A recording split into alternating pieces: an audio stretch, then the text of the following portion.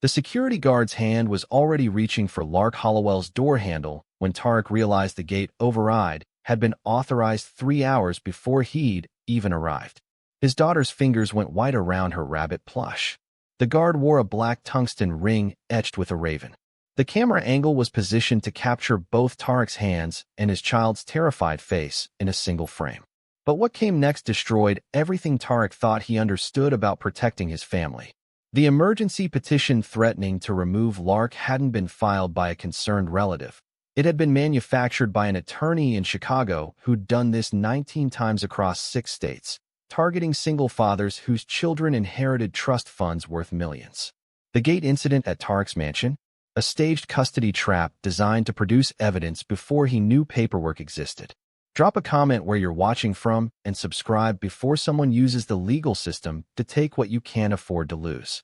Because Tarek is about to discover how many children disappeared into fabricated guardianships while their fathers were still grieving their wives, and why his wife's crash report was accessed 18 hours after she died, trying to expose it.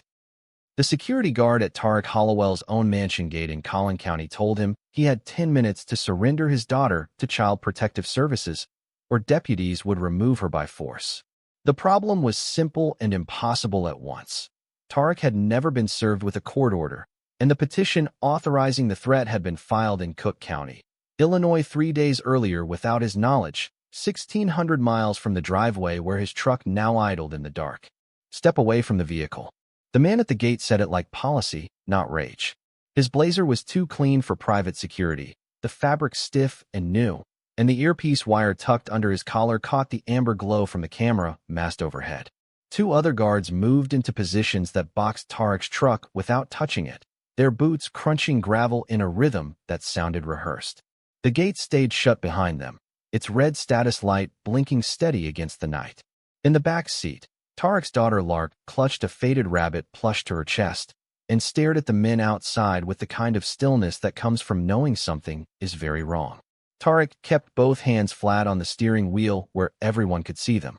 Past the guards, the driveway climbed toward the mansion, its windows lit from within like promises he couldn't reach. "Run the resident file," he said, voice even and deliberate. "This property is registered in my name. Tarek Hollowell. Collin County tax records will confirm it in under 30 seconds. The guard closest to the driver's window chewed mint gum that clicked against his teeth when he spoke. "Control says no resident file available," he replied, leaning in close enough that Tarek could see the orange visitor band on his wrist, the kind they issued for temporary coverage when a site needed extra bodies fast. The blazer man raised his phone and started recording at an angle that caught Tarek's hands on the wheel and Lark's face in one deliberate frame. "Sheriff is en route," he announced, his tone flat and procedural. "And because there's a child involved, we're notifying CPS per protocol. We're not letting you take her onto someone else's property." Lark made a small sound, not quite a word. Tarek didn't turn around because he needed her to see that he wasn't afraid, even though his heart was pounding hard enough to make his ribs ache. A second guard drifted toward the rear passenger door, fingers hovering near the handle like he was waiting for permission that hadn't been spoken yet. "Don't touch my kid," Tarek said, and the guard stopped like he'd hit an invisible line drawn in the air. The blazer man nodded once, sharp and final. "Open it," he ordered. Tarek pressed the concealed call button beneath his steering column, the one wired directly to the estate monitoring escalation desk in Plano, 20 miles south. A soft tone, then a woman's voice answered with the kind of practiced calm that came from answering emergencies every night. "Escalation desk, Arden Shaw." "Arden," Tarek said, keeping his eyes on the blazer man's phone. "Read me the last manual override on my entry gate. Timestamp and operator ID." A pause, the sound of keys clicking fast. "Override at 7:18 this morning," Arden said. "Operator, Ravenholt Site Supervisor Code K-19. Note attached, do not admit. Pending court order." Pending court order didn't belong on his driveway without him ever seeing a summons, without a process server knocking on his door, without any legal notice crossing his hands. "Send me the document," Tarek said. "Patch me to Ravenholt Regional now." The gum-chewing guard edged closer to the glass, trying to listen, his breath fogging the window. Tarek noticed the way all three men wore the same black tungsten rings on their right hands, etched with a small raven in flight. Arden returned, her voice lower now, careful. Document is an emergency petition filed in Cook County, Illinois. Petitioner, Celeste Rowan. Relief requested. Immediate removal of the minor pending investigation into custodial fitness and environmental safety. Cook County, Celeste Rowan. 2 years earlier, she'd met Tarek in a hotel bar in Naperville, just outside Chicago in DuPage County. Offered him a business card with no title on it. Then asked a question that sounded like strategy dressed as curiosity. How easy was it to manufacture an incident when the right people controlled building access and security dispatch? He'd walked out without answering. Now her petition was inside his gate system, like it had every right to be there, like it had traveled through channels that shouldn't exist between an Illinois family court and a Texas private security contractor. The Blazer man stepped toward the rear door again, his hand reaching for the handle. Now, he said. Tarek didn't raise his voice. Arden, he said, terminate Ravenholt's contract on this property. Immediate. Lock out all credentials. Conference Ravenholt Regional and Collin County Dispatch on this line. A radio chirped. A synthetic voice cut across the parking lot, cold and absolute. Credential revoked. Access denied. The gum-chewing guard stared down at his vest like it had betrayed him. The rear door guard slapped his badge against the reader post mounted on the gate pillar. Red flash. He tried again. Red. Then the gate's status light shifted from red to green. Hydraulics sighing open with a sound like exhaled breath. The Blazer man's face drained of color. You can't do that. I can, Tarek said. Because you just threatened state action against my child while recording it like you were building evidence for a case I've never been notified of. Subscribe before someone uses your own security system to take what matters most. A man came on the line, breath tight like he'd been running. Greg Madsen, Ravenholt Regional. Mr. Hollowell, there's been a misunderstanding. Greg, Tarek said, cutting through the diplomatic tone. Answer one question on this recorded line. Do your employees have legal authority to remove a child in Texas based on an Illinois filing that hasn't been served to the respondent? He watched the Blazer man's hand freeze halfway to the rear door handle, watched the calculation happen behind the man's eyes as he realized the call was being recorded by someone with regional authority listening. Silence stretched across the line for 3 seconds that felt like confession. Then a single word, no. That answer rewrote the entire moment. The accusation at the gate, the phone angled to capture Tarek's hands and Lark's face. The CPS threat delivered like established fact. None of it had been about child safety or protocol. It had been about producing a scene that could be stapled to paperwork before Tarek even knew the paperwork existed. A recorded incident that would look like resistance and noncompliance when it reached a judge's desk 1,600 miles away in Cook County. Tarek glanced at Lark in the rearview mirror. Her eyes were wet, but she wasn't crying, just watching him the way she'd learned to do since her mother died, matching her breathing to his, waiting for the signal that told her whether to be afraid or stay calm. Seatbelt stays on, he told her softly, his voice steady even though his hands wanted to shake. We're going inside our house now. The gate hydraulics sighed open with a sound like pressure releasing. Tarek rolled forward at walking speed, his headlights cutting through the gap between the guards who stepped back in unison, their formation breaking apart now that the credential system had stripped their authority.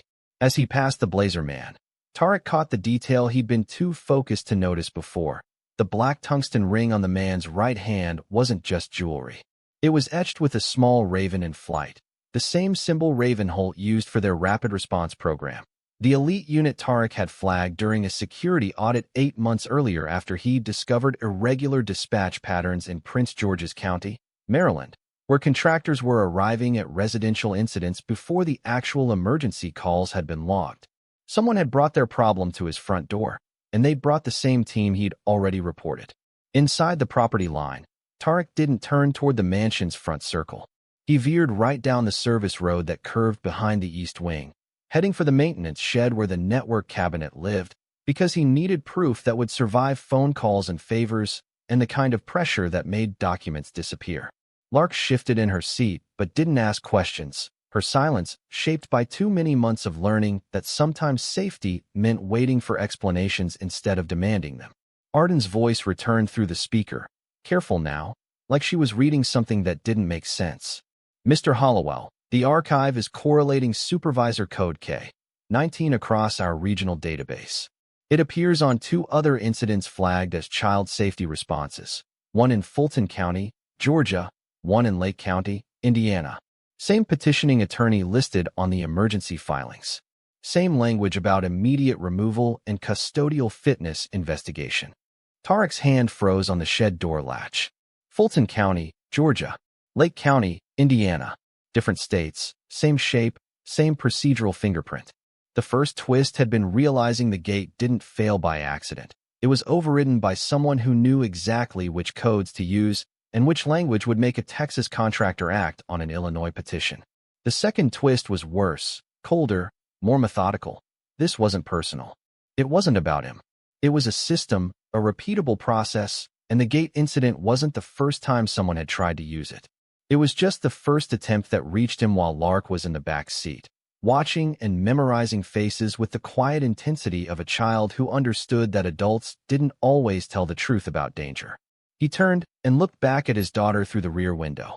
Her rabbit plush was pressed against her chest, her knuckles white around its worn fabric.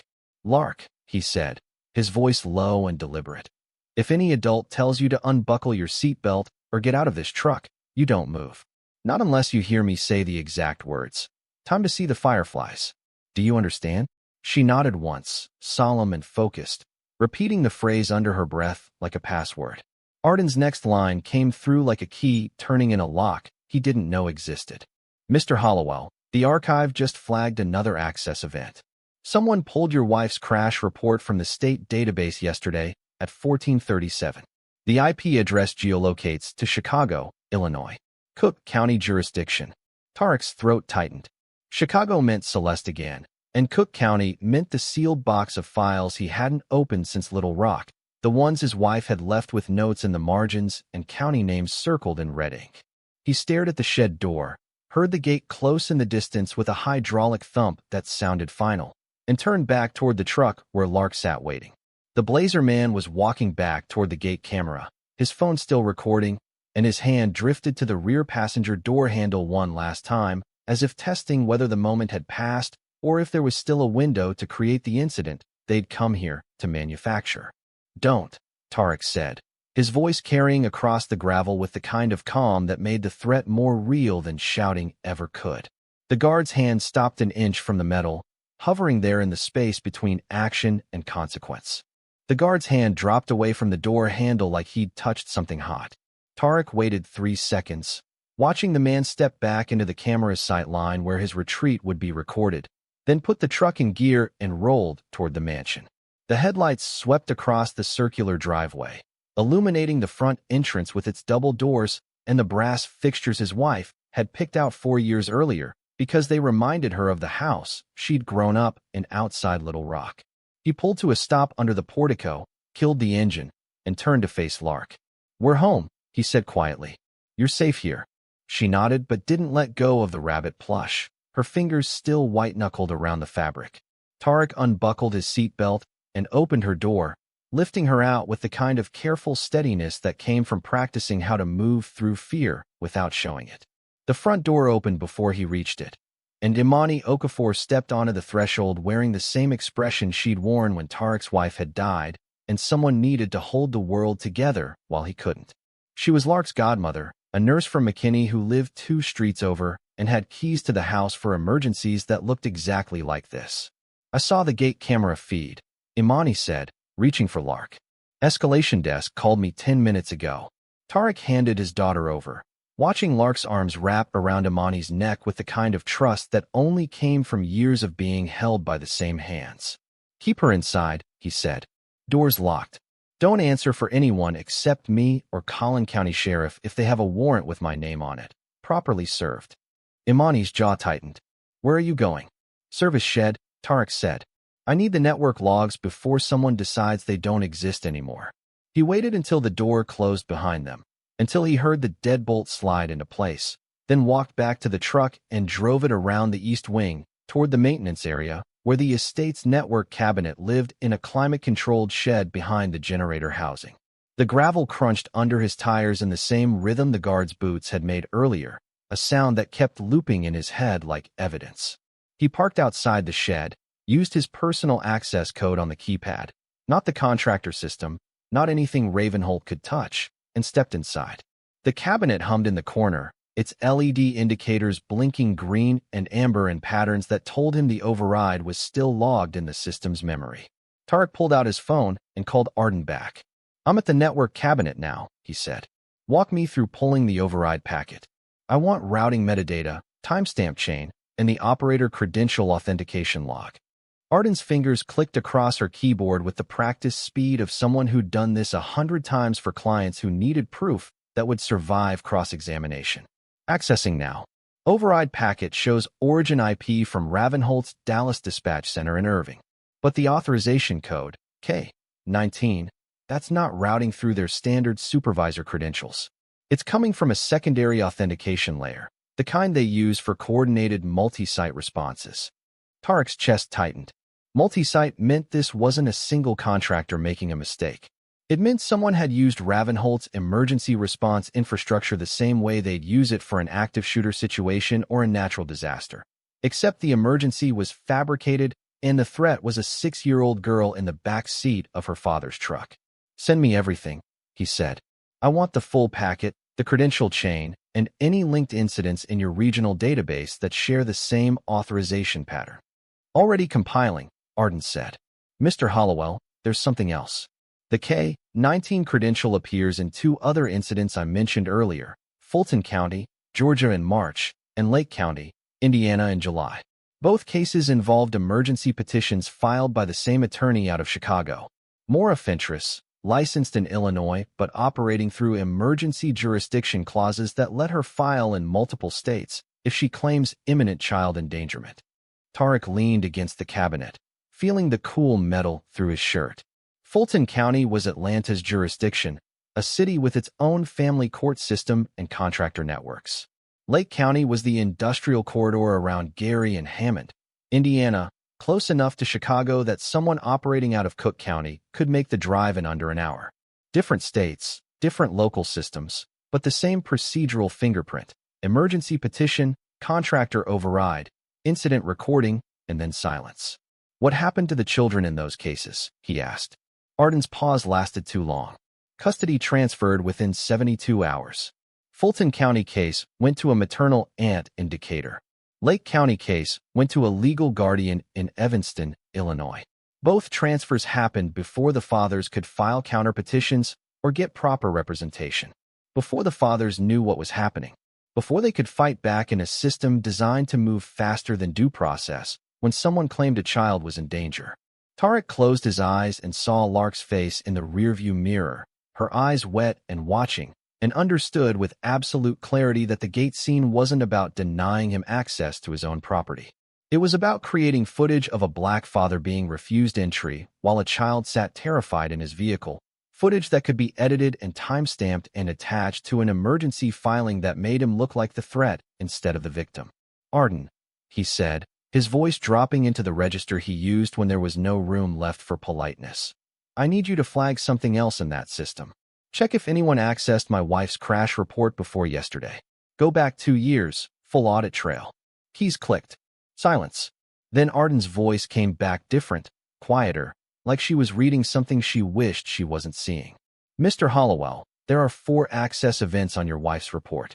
First access, 3 days after the accident, Pulaski County Sheriff's Office in Arkansas, routine investigation. Second access, 8 months later, insurance litigation review, standard. Third access, 6 weeks ago, IP address in Chicago. User credentials show Illinois State Bar authorization. Fourth access, yesterday at 14:37, same Chicago IP, same credentials. 6 weeks ago, someone had been planning this since long before the gate incident, pulling his wife's crash report, studying the circumstances, looking for the angle that would make a custody petition look justified.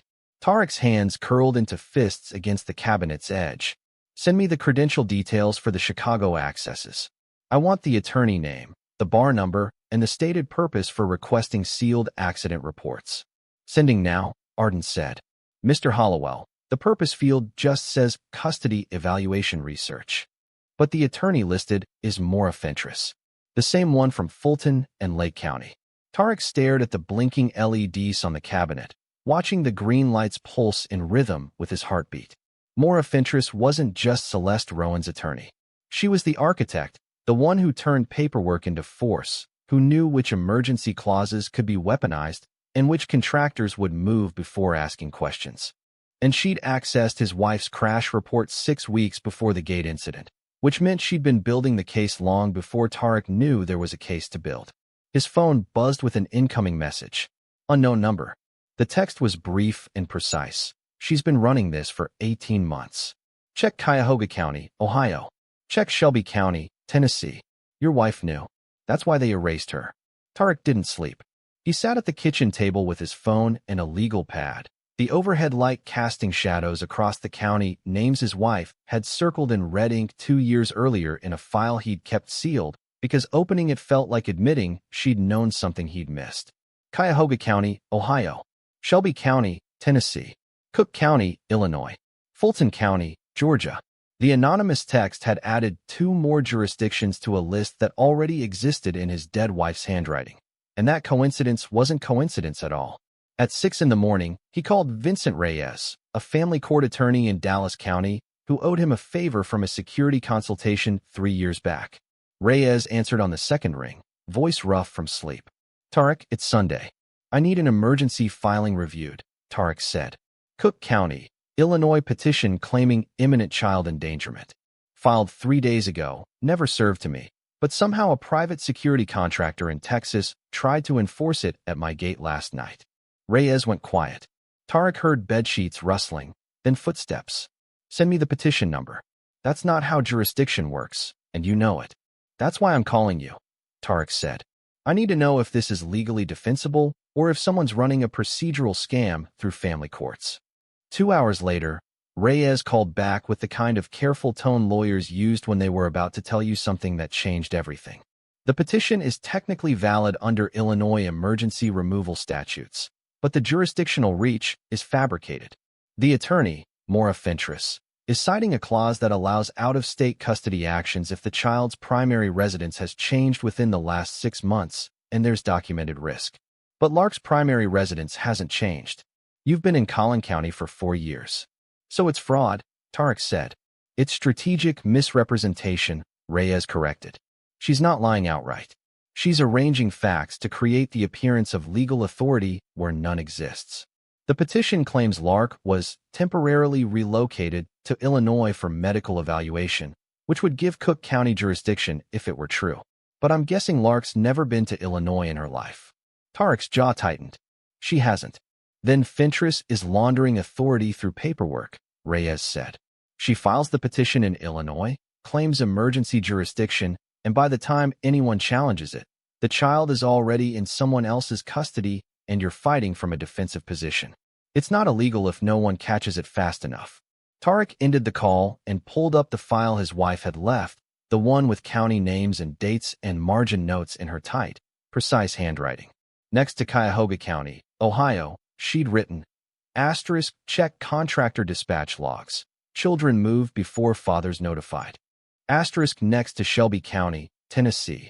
* Fentress filed in Memphis, transferred custody to guardian in Nashville within 48 hours. * and next to Cook County, Illinois, circled twice in red.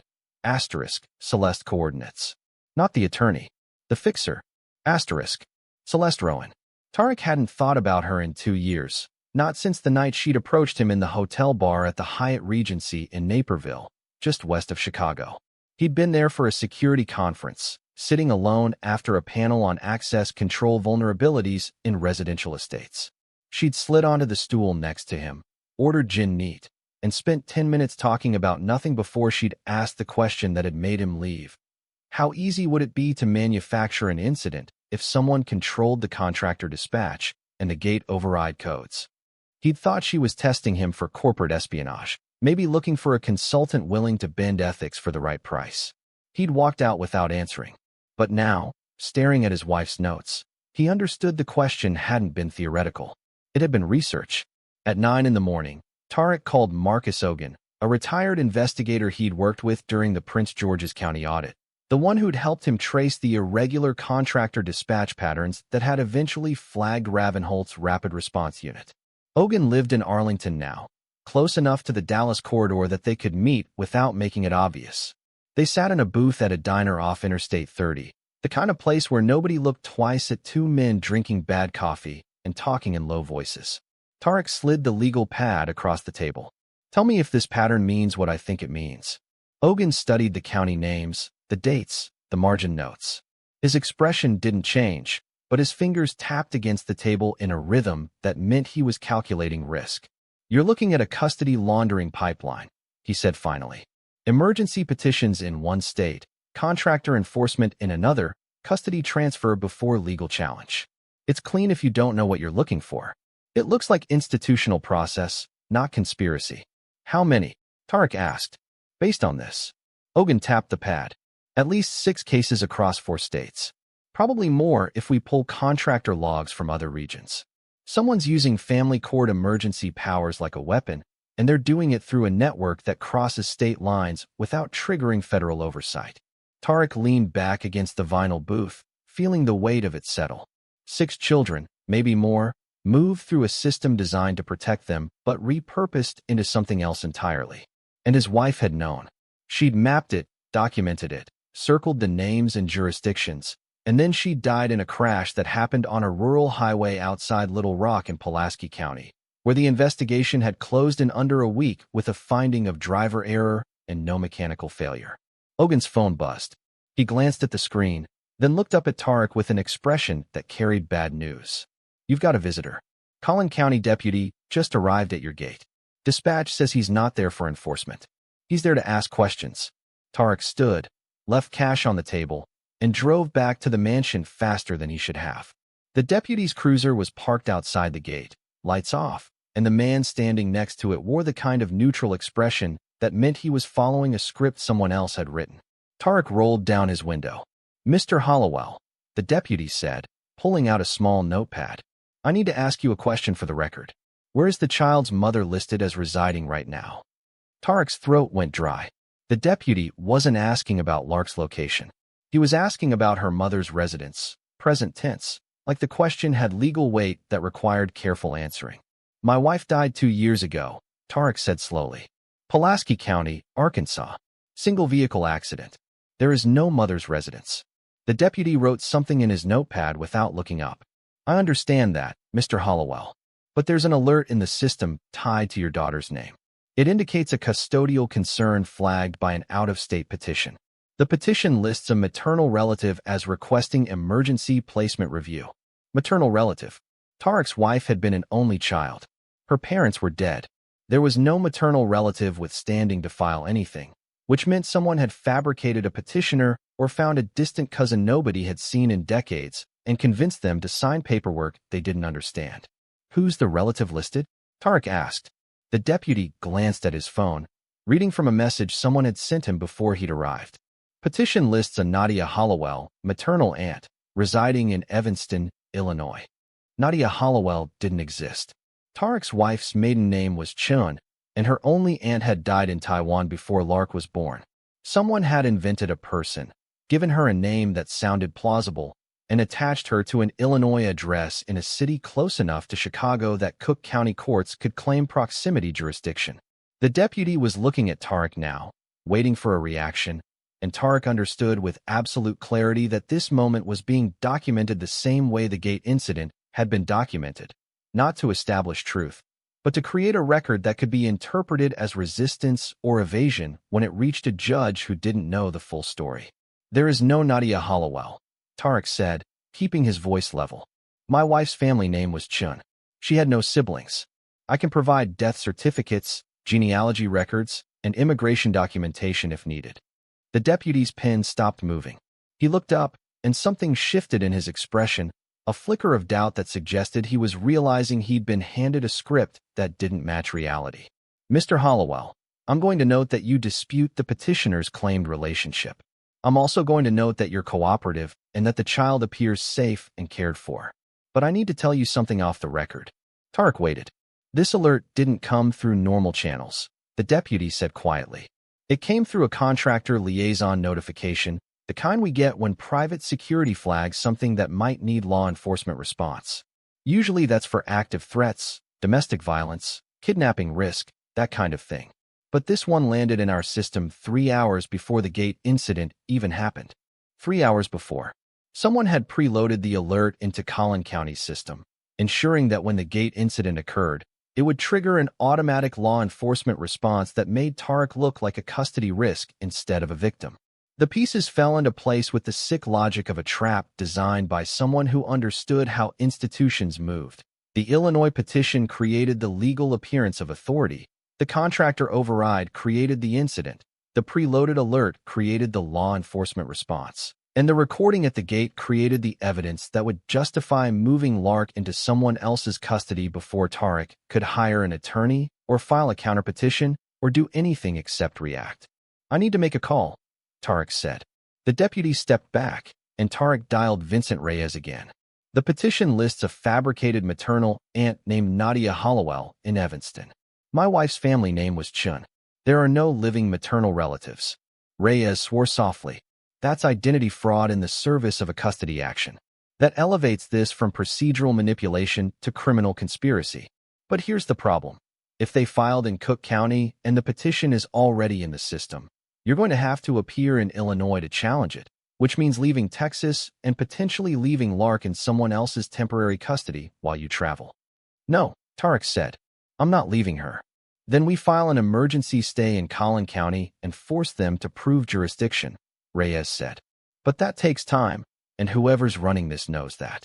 They're counting on you being reactive instead of strategic." Tarek ended the call and looked at the deputy. "I'm requesting that you note in your report that I've retained legal counsel and that I'm challenging the petition's jurisdictional basis. I'm also requesting body cam footage of this conversation for my records." The deputy nodded. "Already recording, Mr. Hollowell. And for what it's worth, something about this doesn't sit right. I'll make sure the captain sees my notes." Tarek watched the cruiser pull away, then walked back into the house where Imani was sitting with Lark at the kitchen table, coloring books spread between them. Lark looked up when he entered, her eyes searching his face for signals. "Are we safe?" she asked quietly. The question cut deeper than it should have because Tarek didn't have an answer that felt true. He knelt down beside her chair and took her small hand in his. "We're going to make sure you're safe," he said. "But I need you to stay with Imani for a little while. She's going to take you to her house in McKinney, just for a few days, until I fix some things." Lark's grip tightened. "Are they going to take me away?" "No," Tarek said, and he made himself believe it even though the system was designed to do exactly that. "But I need you somewhere they can't use against me. Imani's house isn't on any paperwork. It's not in any system. You'll be safe there." Imani met his eyes over Lark's head, understanding what he wasn't saying.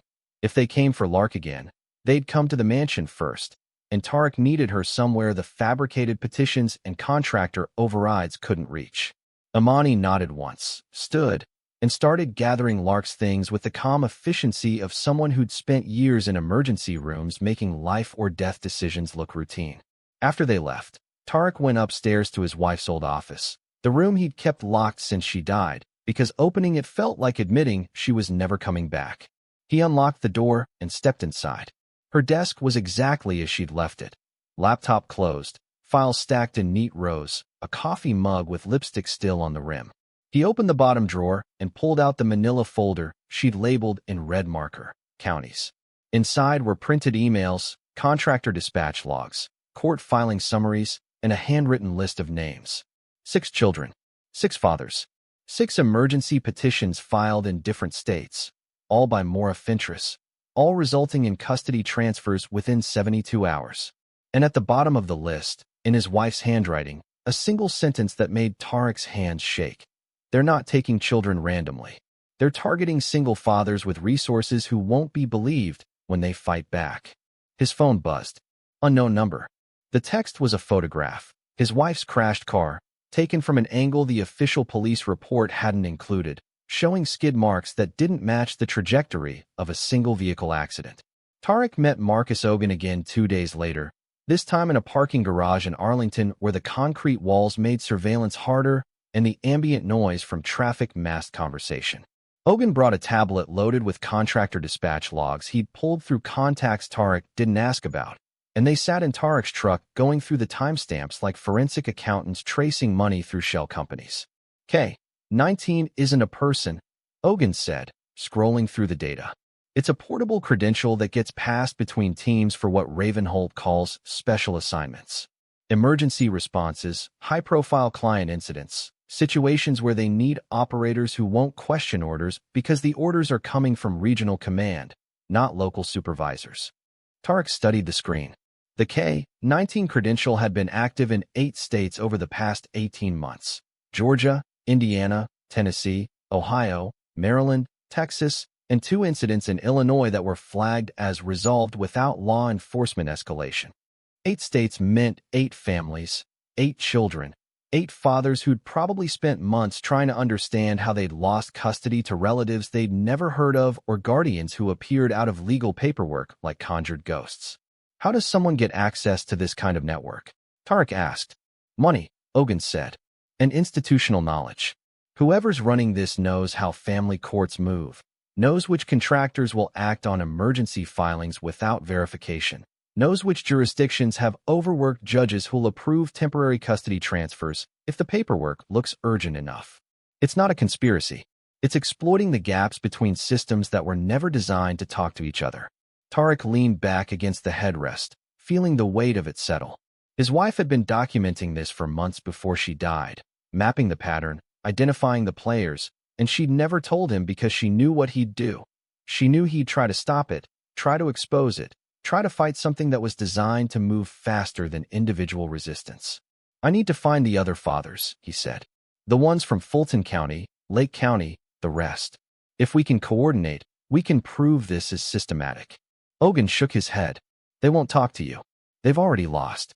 Most of them signed negotiated agreements to get supervised visitation back, which means they agreed not to challenge the original custody transfer. That's how the system keeps them quiet. Give them just enough access to their kids that they won't risk losing it by making noise. Tarek's jaw tightened. He thought about Lark at Imani's house in McKinney, probably sitting at the kitchen table doing homework or watching the kind of cartoons that didn't have tension or fear, and he felt the familiar pull between protecting her and fighting the system that wanted to take her. What about my wife's crash? He asked. The photo someone sent me shows skid marks that don't match a single vehicle accident. Who investigates something like that when the original finding was driver error? Nobody, Ogun said quietly. Not unless you bring enough pressure that reopening it becomes less risky than ignoring it. And that takes media attention, political leverage, or federal interest. You've got none of those right now. Tarek drove back to the mansion as the sun dropped below the highway, painting the sky in shades of orange and violet that reminded him of the evening his wife had died. The way the hospital waiting room had smelled like disinfectant and burnt coffee, while a chaplain told him there was nothing more they could do. He pulled into the circular driveway and sat in the silence, staring at the double doors and the brass fixtures she'd picked out, and felt the fracture inside him widen just a little more. At 8 o'clock, he drove to McKinney and let himself into Imani's house using the spare key she'd given him years ago. Lark was sitting on the living room floor in pajamas, building something elaborate out of blocks, and she looked up when he entered with the kind of relief that made his chest ache. Hey, Firefly, he said, using the old nickname from when she was small enough to chase lightning bugs in the backyard. She ran to him, and he caught her, lifting her up the way he used to before she'd gotten too big and too aware that the world wasn't always safe. They went into the kitchen, and Imani made grilled cheese sandwiches that tasted like comfort, and Tarek let Lark pick the music on the speaker, some pop song about dancing in the rain that his wife used to hum while cooking breakfast. The 3 of them sat at the table in soft light, and for 20 minutes Tarek let himself believe that this was enough, that keeping Lark fed and safe and close was the only thing that mattered. Lark finished her sandwich and looked at him with eyes that saw too much.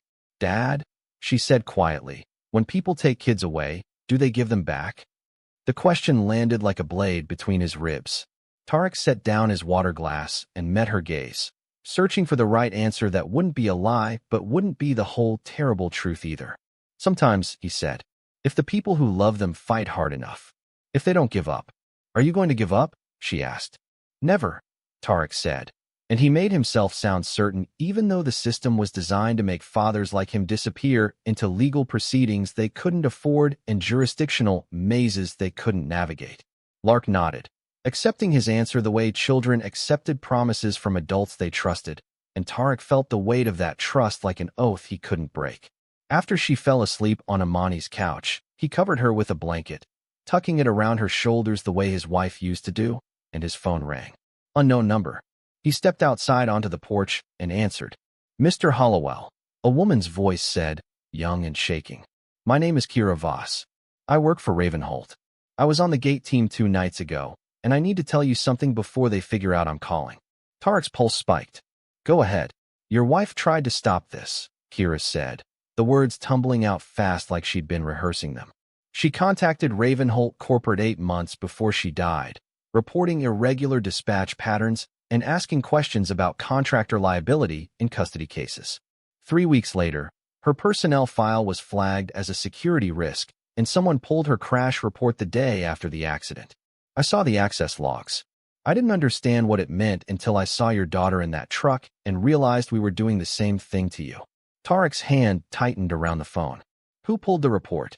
I don't know the name, Kira said, but the credential was linked to a legal consulting firm in Chicago. They have contractor access because they handle liability reviews for family court cases. And Mr. Hollowell, her voice dropped to barely above a whisper. That's why her report disappeared from the local files. Someone made sure the investigation closed fast. Kira Voss agreed to meet at a rest stop off Interstate 35 north of Denton County, far enough from the mansion that contractor surveillance wouldn't flag the location, but close enough that Tarek could get back to McKinney within 20 minutes if something went wrong. She arrived in a Honda with rental plates, wearing civilian clothes instead of the Ravenholt uniform, and she looked younger than Tarek had expected, mid-20s, hands shaking when she handed him a thumb drive through his truck window. Everything I could pull without triggering audit flags, she said. Access logs, dispatch records, contractor liability reports, and the personnel file they opened on your wife after she started asking questions. I'm risking my job doing this, maybe worse, but I've got a daughter too, and if someone did this to me, I'd want someone to tell me the truth. Tarek took the drive. Why now? You've been working for Ravenholt for how long? 3 years, Kira said, but I didn't see the pattern until your gate incident. Before that, it just looked like we were responding to legitimate custody emergencies. The petitions came through legal channels, the credentials checked out, and we were told we were protecting children from dangerous situations. I believed it because I wanted to believe it. What changed? Tarek asked. I saw Lark's face in that back seat, Kira said, her voice cracking. She wasn't scared of you. She was scared of us. And when I went back and pulled the call logs, I saw that we'd been dispatched 3 hours before the petition was even supposed to arrive at your address. Someone had staged the whole thing, and we were just the props. Tarek plugged the thumb drive into his laptop and started scanning files while Kira watched the highway behind them. The personnel file on his wife was dated 8 months before her death, flagged with a note that read, Subject inquired about irregular dispatch correlation with family court emergency actions. Potential disclosure risk. Recommend isolation from sensitive assignments pending review. The word isolation was highlighted in red. They didn't fire her? Tarek asked. They couldn't, Kira said. She wasn't employed by Ravenholt. She was employed by a security consulting firm in Little Rock that contracted with Ravenholt for regional audits. But they flagged her across the network, which meant every contractor with access to the shared database would see the warning if she tried to investigate further. Tarek's chest tightened. His wife had been a security analyst, the kind who found vulnerabilities in systems and recommended fixes before someone could exploit them. She'd worked from home most weeks, traveling only when a client needed on-site consultation, and she'd never told him she was investigating contractor dispatch patterns because she knew it would pull him into something dangerous. She'd tried to handle it alone, tried to protect him the same way he was trying to protect Lark now, and it had gotten her killed. The crash report, Tarek said. You said someone pulled it the day after the accident. Who? Kira scrolled through a file on her phone and turned the screen toward him. The credential was registered to a legal consulting firm in Chicago called Meridian Case Solutions. They handle liability reviews for contractors involved in custody cases, which gives them access to law enforcement databases for due diligence research. But look at the access pattern. Tarek studied the timestamps.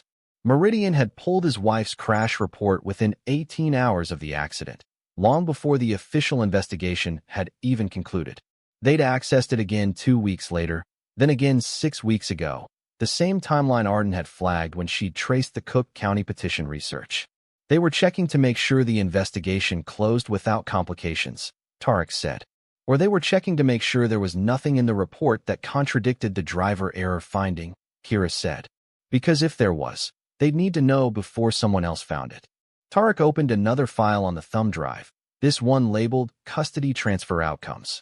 It was a spreadsheet tracking 6 cases across 8 states, each one listing a father's name, a child's age, the emergency petition jurisdiction, and the custody transfer timeline. Every case had resolved within 72 hours. Every father had been flagged as high risk or non-compliant.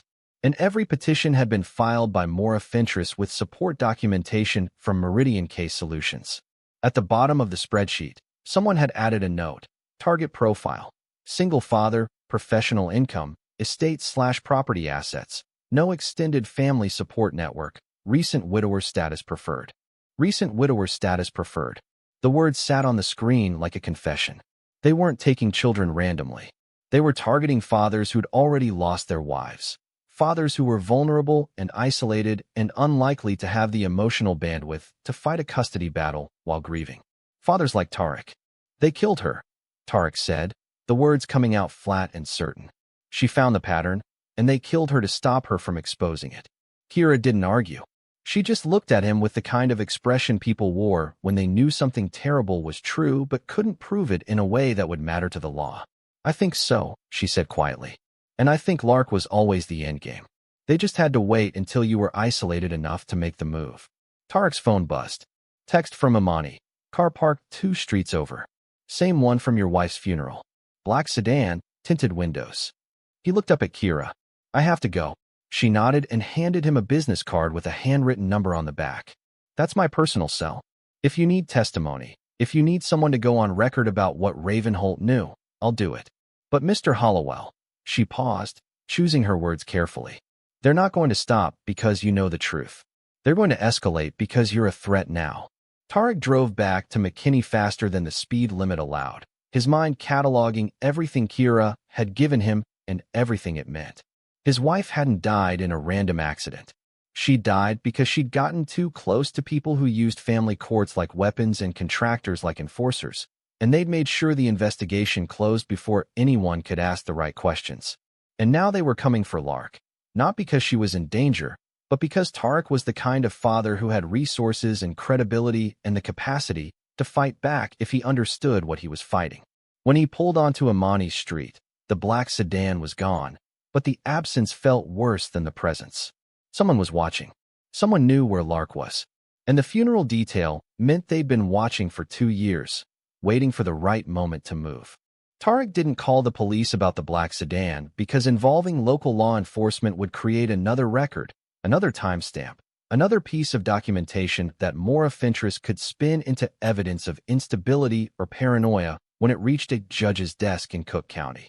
Instead, he called Vincent Reyes and a federal contact he'd worked with during the Prince George's County audit, a prosecutor named Julian Cortez who'd moved to the U.S. Attorney's Office in Baltimore and specialized in interstate fraud cases. They met on a conference call at midnight. Tarek sitting in his truck outside Imani's house with the engine off and the windows cracked to let in the cool October air. What you're describing is RICO territory, Cortez said, his voice carrying the kind of careful interest prosecutors used when they were calculating whether a case was worth the political cost. Coordinated activity across state lines, systematic exploitation of legal processes, financial benefit through custody manipulation. But you need more than dispatch logs and a whistleblower who's scared to go on record. You need hard evidence of coordination between the attorney, the contractors, and whoever's funding this. I've got 6 documented cases, Tarek said.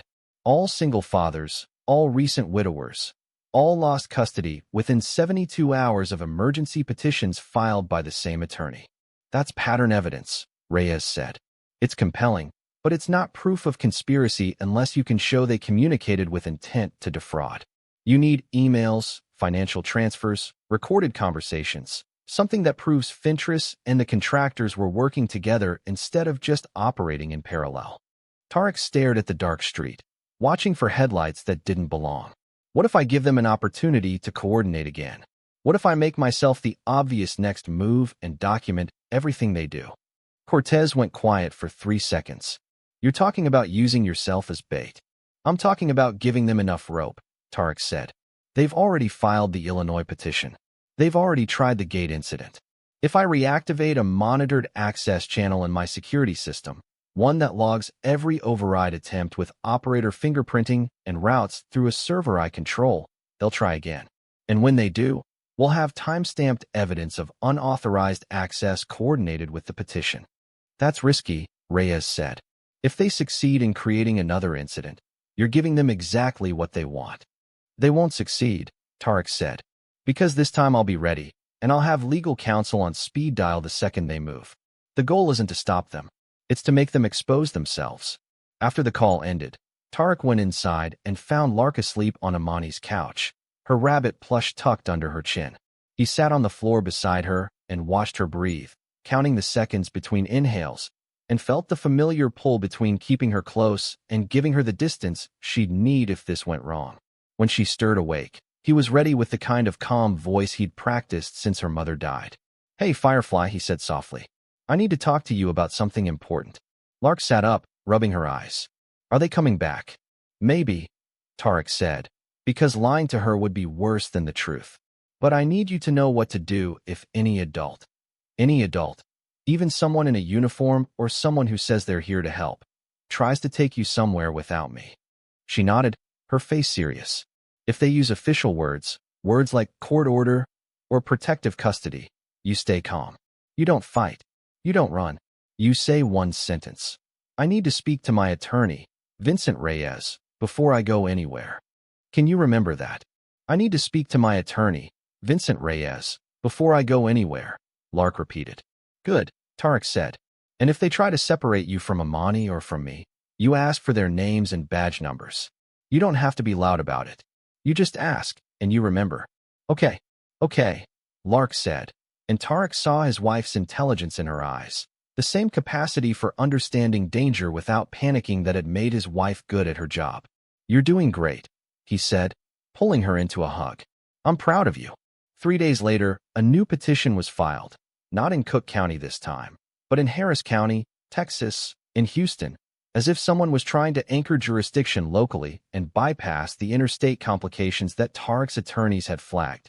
The petition claimed Lark had been residing temporarily in Houston for the past 4 months, which was provably false, but the filing itself was a signal. They were adapting, shifting tactics, trying to find an angle that would work faster than Tarek could respond. Tarek activated the monitored access channel that night, routing it through a server in Dallas that logged every credential swipe, every override attempt, every operator ID that touched the system. The channel appeared legitimate in Ravenholt's contractor network, flagged as a backup entry point for emergency response teams, and Tarek waited to see who would take the bait. 2 days passed. Then, at 3:47 in the morning, the monitoring alert triggered. Someone had attempted an override using a credential that matched the K-19 supervisor code, but this time the system captured the full authentication chain: operator ID, dispatch origin, and the IP address that authorized the attempt. The IP geolocated to a business address in downtown Chicago, the same building where Meridian Case Solutions kept their offices. Tarek called Cortez immediately. "I've got it. Coordinated override attempt from the same legal consulting firm that pulled my wife's crash report. Timestamped 3 hours after the Harris County petition was filed. That's coordination. Save everything," Cortez said. "Don't touch the logs. Don't alter the data. I'm bringing this to a grand jury." Tarek ended the call and walked to his mailbox at dawn, where he found an unmarked envelope with no return address. Inside was a single photograph, his wife's car at the crash scene, taken from an angle that showed the rear bumper with impact damage that didn't appear in any official report. And on the back of the photo, written in neat block letters, she saw the truck that hit her. "Ask yourself why the witness report was sealed."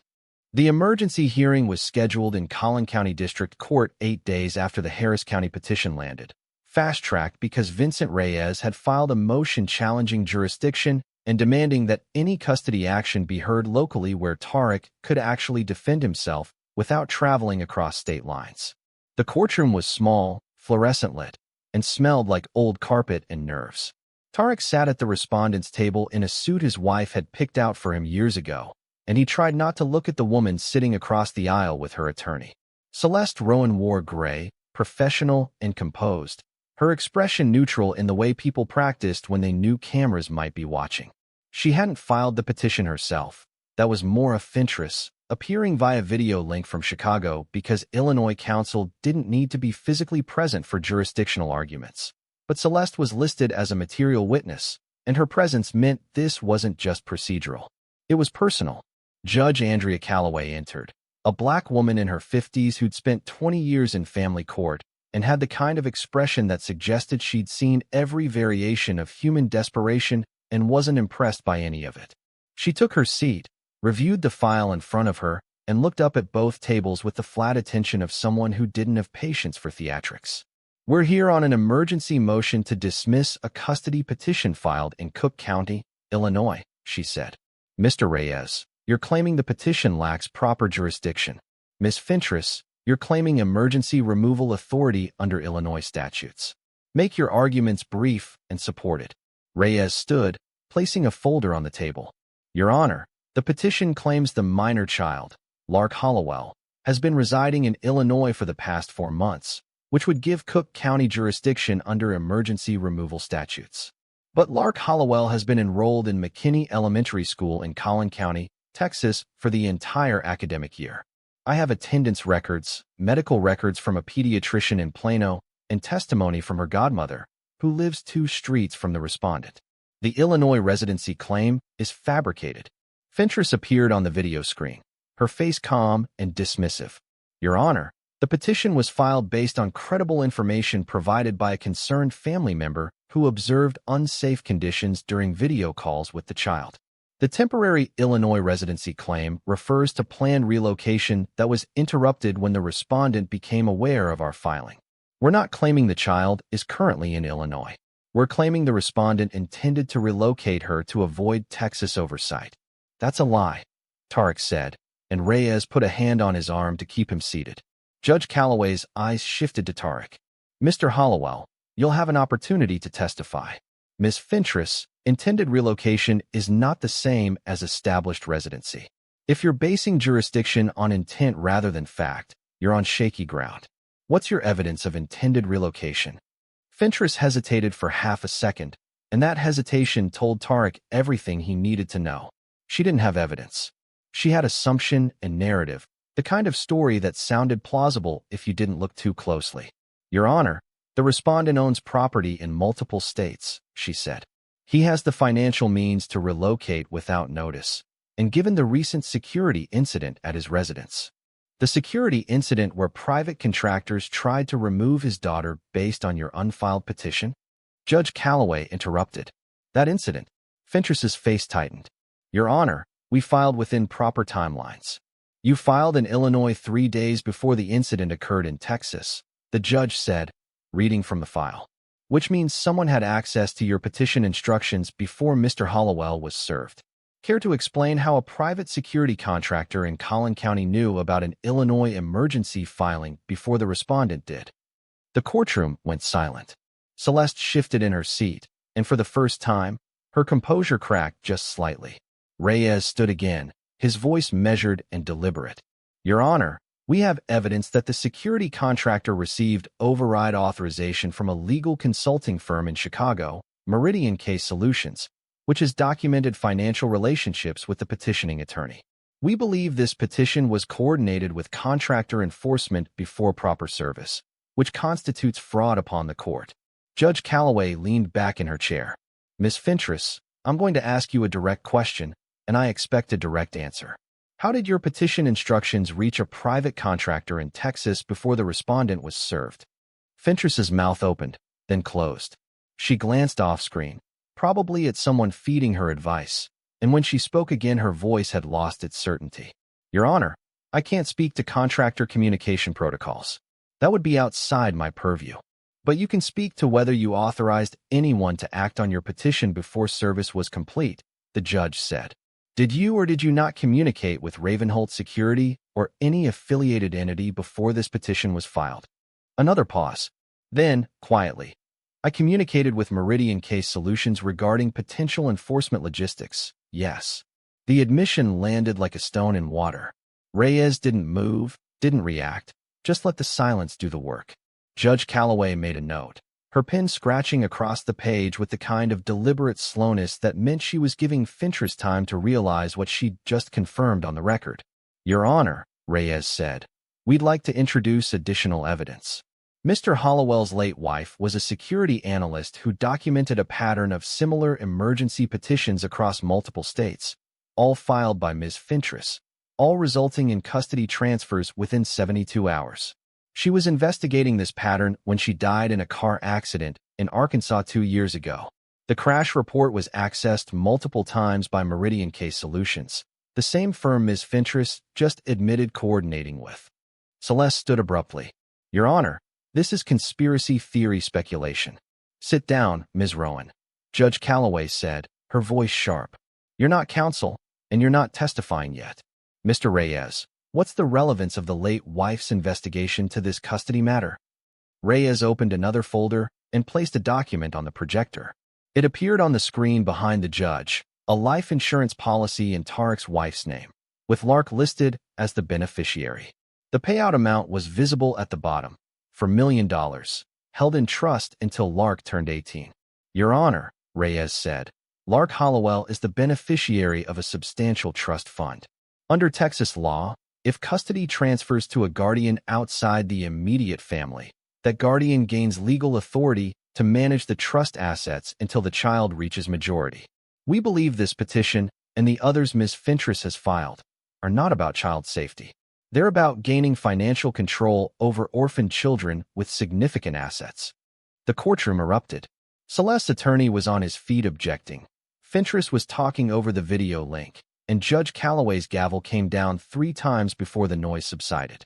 Tarek sat frozen, staring at the insurance policy on the screen, understanding for the first time why Lark had always been the target. It wasn't about him. It wasn't about his wife's investigation. It was about $4 million that someone could control for 12 years if they could manufacture a custody transfer that looked legitimate enough to survive legal challenge. Judge Calloway's voice cut through the chaos. We're taking a 15-minute recess. When we return, Ms. Fentress, you're going to explain to me, on the record, how many of your emergency custody petitions involved minor children with trust fund assets. And Ms. Rowan, you're going to explain your relationship to those cases and why you were meeting with Mr. Hollowell 2 years ago asking questions about security vulnerabilities. When court resumed, Judge Calloway didn't wait for arguments. She addressed Maura Fentress directly through the video link, her voice carrying the weight of 20 years adjudicating cases where children's lives hung on procedural decisions made by adults who claimed to be acting in their best interests. Ms. Fentress, I've reviewed your filing history during the recess. You filed 19 emergency custody petitions across 6 states in the past 18 months. 12 of those cases involved minor children who were beneficiaries of life insurance policies or trust funds exceeding $1 million. That's not a coincidence. That's a pattern. Fentress's face on the screen had gone pale. Your Honor, my clients have legitimate concerns about child welfare. Your clients, Judge Calloway interrupted, appear to be manufactured relatives or legal guardians with no prior relationship to the children in question. In 4 cases, the listed petitioners were later found to have received financial compensation from Meridian Case Solutions for consultation services within weeks of custody transfer. That's not child protection, Ms. Fentress. That's financial exploitation using family court as the mechanism. Tarek watched Celeste shift in her seat, her attorney whispering something urgent in her ear. She shook her head once, sharp, and stood despite the lawyer's protest. Your Honor, I'd like to make a statement. Judge Calloway's eyebrows rose. You're not under oath, Ms. Rowan. Then put me under oath, Celeste said, her voice tight. Because I'm not taking the fall for this alone. 5 minutes later, Celeste was sworn in, And what came out in the next 10 minutes rewrote everything Tarek thought he understood about how deep the operation ran. Meridian Case Solutions wasn't just a consulting firm. It was a front for a network of attorneys, contractors, and financial advisors who identified orphaned children with substantial assets, manufactured custody emergencies through emergency petitions, and transferred guardianship to individuals who would split the trust management fees with the network. Maura Fentress was the legal architect. Ravensholtz K-19 unit provided enforcement. And Celeste had been the recruiter, identifying vulnerable single fathers through professional networks and security conferences, gathering information about their assets, their family structures, their vulnerabilities. I approached Mr. Hollowell 2 years ago because his wife had flagged irregular dispatch patterns, Celeste said, her voice shaking now. She was getting close to connecting Ravensholt's emergency response protocols to our custody transfers. We needed to know if her husband knew what she was investigating. When he walked out of that hotel bar without answering my questions, I reported back that he was a potential problem. 3 weeks later, his wife died in a car accident that wasn't an accident. The courtroom went silent. Tarek's hands gripped the edge of the table hard enough that his knuckles went white. Judge Calloway leaned forward. Are you saying on the record that you have knowledge of a homicide? I'm saying I reported her as a threat, and she died before she could expose us, Celeste said. I don't know who arranged it. I don't know if it was Meridian or someone higher up the chain. But I know the crash investigation was closed within a week, and I know her files disappeared from Ravensholt's system the same day. Judge Calloway looked at the court reporter. Make sure every word of this is transcribed. Then she turned to Tarek. Mr. Hollowell, I'm ordering an immediate stay on any custody action related to your daughter. I'm also referring this matter to the U.S. Attorney's Office for investigation into interstate fraud and potential homicide. Ms. Fentress, your law license is suspended pending disciplinary review. Ms. Rowan, you're not leaving this courthouse without speaking to law enforcement. The gavel came down, and it sounded like the ending of something that had been breaking Tarek apart for 2 years. He stood on legs that felt unsteady and walked out of the courtroom into the hallway where Imani was waiting with Lark. His daughter saw him and ran, and he caught her the way he always did, lifting her up even though she was getting too big for it, holding her close enough to feel her heartbeat against his chest. Did we win? Lark asked quietly. Tarek set her down and knelt so they were eye level. We're safe, he said, because that was the truth that mattered more than any legal victory. You get to stay with me. Nobody's taking you anywhere. Her eyes filled with tears, but she smiled, and Tarek felt something inside him crack open in a way that wasn't breaking but healing. He buckled her into Imani's car with hands that shook for the first time since the gate incident, and Imani squeezed his shoulder hard enough to ground him. Your wife would be proud, she said. Tarek nodded because he couldn't speak without his voice breaking, and he watched them drive away toward McKinney while he stayed behind to give a statement to the federal agents who were already setting up interviews in the courthouse basement. Julian Cortez appeared beside him, tablet in hand. Celeste just gave us names. We're looking at RICO charges for at least 6 individuals, possibly more if the financial trail goes where I think it goes. What about my wife's crash? Tarek asked. Pulaski County Sheriff is reopening the investigation based on Celeste's testimony, Cortez said. No promises, but if there's evidence that was overlooked or suppressed, we'll find it.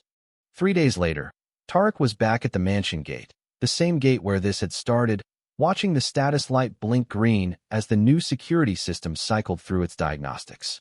He'd terminated every contractor relationship, installed a system he controlled directly, and changed every access code to phrases only he and Lark would recognize. The black sedan hadn't returned. The anonymous texts had stopped. But the weight of knowing what had almost happened, what had happened to 6 other children who weren't as lucky, sat heavy in his chest. His phone buzzed. Unknown number. He almost didn't answer, but something made him pick up. Mr. Hollowell, a woman's voice said, unfamiliar and cautious. My name is Regina Moss. I'm a family court judge in Shelby County, Tennessee. I just read the transcript from your Collin County hearing, and I think you need to know something. We've had 3 emergency custody transfers in the past year that match the pattern you exposed. I flagged them at the time, but I was overruled by administrative pressure I didn't understand until now. Tarek closed his eyes. How many children? 3 in my jurisdiction, Judge Moss said. But if this network operates the way your case suggests, there could be dozens across the country. Someone needs to find them. Tarek looked at the gate, at the green light that meant safety for now, and then at the driveway that led to the house where Lark was finally sleeping without nightmares. I'll find them, he said. He ended the call and checked the security logs one last time before heading inside. That's when he saw it. A new access credential had appeared in the system overnight. Not a contractor code, but a credential labeled with a court designation he didn't recognize. The timestamp showed someone had tried to query his gate system at 2:47 that morning using an authorization that claimed judicial access authority. Someone with institutional power had just tested his defenses again, and this time they hadn't used contractors or attorneys or manufactured emergencies. They'd used credentials that suggested the network went deeper than Meridian, deeper than Fintris, deeper than anyone had testified to in that Collin County courtroom. Tarek saved the log, forwarded it to Cortez, and walked into his house where his daughter was safe. For now, subscribe before you realize the people who are supposed to protect children are the ones you should fear most.